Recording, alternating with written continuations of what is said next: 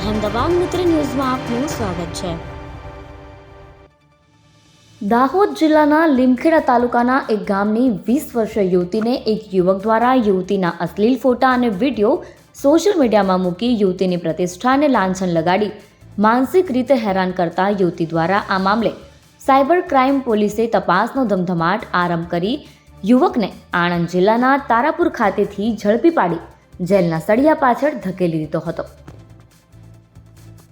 આણંદ જિલ્લાના તારાપુર ખાતે રહેતા સુનિલ અંબુભાઈ પરમારે લીમખેડા તાલુકામાં રહેતી એક 20 વર્ષીય યુવતીને અશ્લીલ ફોટા તેમજ વિડીયો સોશિયલ મીડિયાના ઇન્સ્ટાગ્રામમાં આઈડી બનાવી યુવતીના અશ્લીલ ફોટા તેમજ વિડીયો સોશિયલ મીડિયામાં વાયરલ કરી યુવતીની પ્રતિષ્ઠાને લાંછન લગાડ્યું હતું।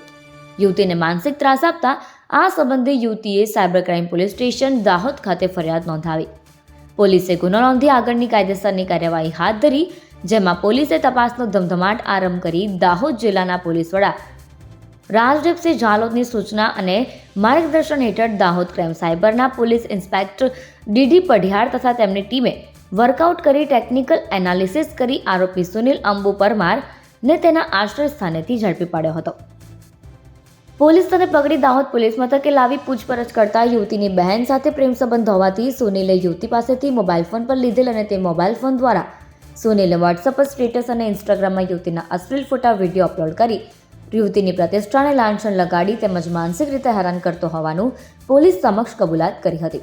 આ સંબંધિત સાયબર ક્રાઇમ પોલીસ દાહોદ દ્વારા સુનિલ અંબુ પરમાર વિરુદ્ધ ગુનો નોંધી આગળની કાયદેસરની કાર્યવાહી હાથ ધરવામાં આવી છે।